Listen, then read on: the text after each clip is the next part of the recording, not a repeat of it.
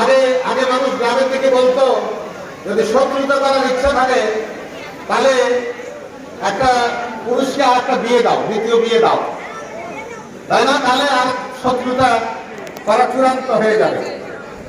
আর যদি যদি মানুষের ক্ষতি করার ইচ্ছা থাকে তাহলে মানুষের নামে মামলা দাও। একটা মামলাবাজের ইচ্ছা বলি, একজন ছিল শুধু মামলাবাজ গ্রামে, কিছু হলে মামলা দিতে হয়। যাই হোক, গ্রামের মানুষকে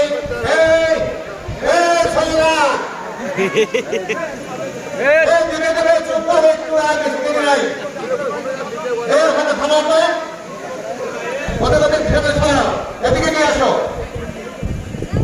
তারপরে লোকটা বৃদ্ধ হয়েছে, মৃত্যুর সময় উপস্থিত, গ্রামবাসীকে ডাকছে, সবার কাছে মাপ চাইছে যে আমি তো সারা জীবন আপনাদেরকে জ্বালাইছি, মৃত্যুর আগে আমাকে একটু মাফ করে দেন।